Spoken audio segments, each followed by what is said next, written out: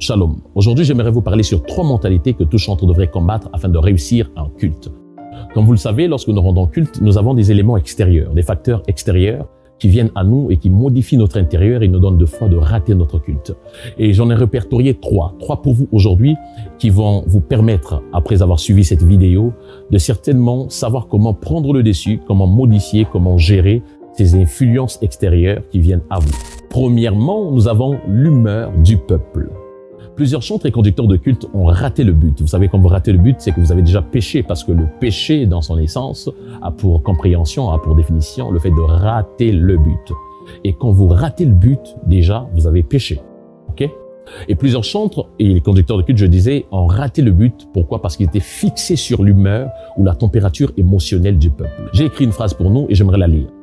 Vous devez savoir que le bruit ou l'attitude du peuple n'est pas forcément un indice qui atteste la présence de Dieu ou son approbation en rapport avec ce que vous faites lors d'un culte.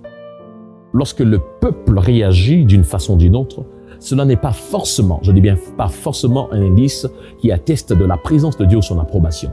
Donc faire de l'attitude, de la température, de l'humeur du peuple, votre fixation, votre élément de jugement de la présence de Dieu serait une grande tentation qui peut vous donner de passer à côté de votre culte. Deuxièmement, nous avons les chants à la une.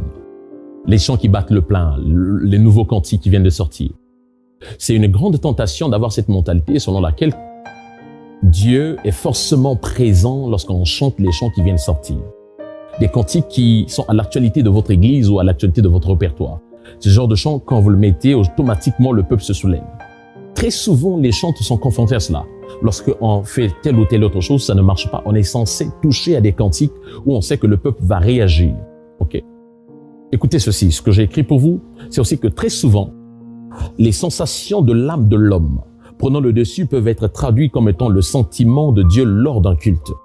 Ainsi, les émotions ou la ferveur engendrées par un nouveau cantique dans l'âme de l'homme peuvent faire croire à ce dernier que Dieu est forcément dans l'actualité de la musique par la nouveauté des cantiques.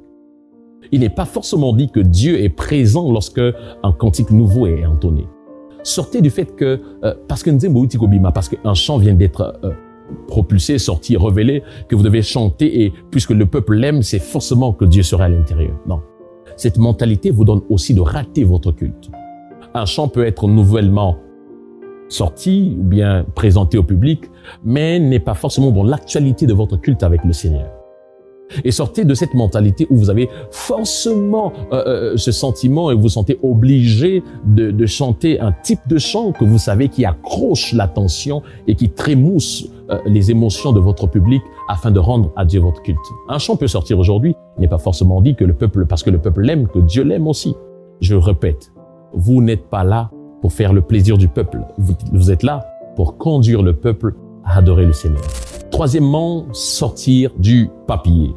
Lorsque je parle de sortir du papier, j'aimerais dire ici d'aller au-delà du répertoire. Quiconque veut atteindre la maîtrise doit s'exercer. Et s'exercer, c'est répéter. Mais vous devez savoir une chose. La répétition vous rend apte pour rendre culte. Déjà, l'erreur que font beaucoup de chantres, c'est qu'ils répètent pour le culte. Non, la répétition, c'est pour vous rendre apte. C'est vrai. Vous donne aussi de préparer le culte. C'est une fonction d'ordre, d'avoir l'ordre sur le déroulement, la chronologie du culte, en termes de chansons à exécuter et autres.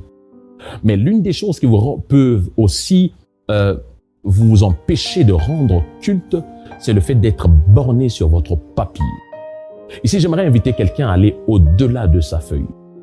Il arrive des moments où le Saint-Esprit viole notre protocole d'exécution de chant, où Dieu n'est plus fixé sur notre papier, sur les chants que nous avons prévu faire, où Dieu va au-delà. À ce moment-là, votre flexibilité, votre obéissance deviennent des agents qui vous donnent de réussir votre culte.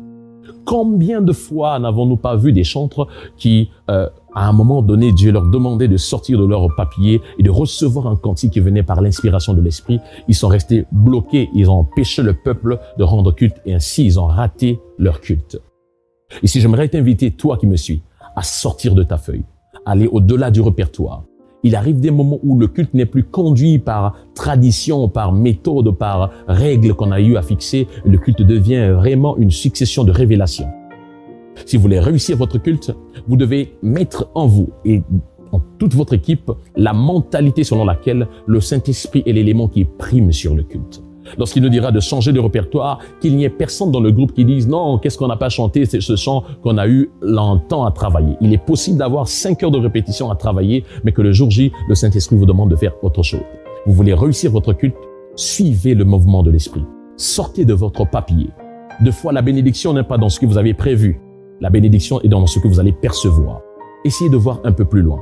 Voilà pourquoi vous avez besoin d'aiguiser vos sens spirituels. Vous avez besoin, en tant que conducteur de culte, en tant que chanteur, d'élever votre esprit, afin que chaque fois que Dieu demandera un cantique qui ne résulte pas de votre papier, mais qui résulte de l'esprit, que vous soyez apte à le rendre. Souvenez-vous, et vous pouvez lire dans Philippiens 3:3 qui dit « Les vrais circoncis, ce sont nous qui rendons à Dieu notre culte par l'Esprit de Dieu. » Que Dieu vous bénisse.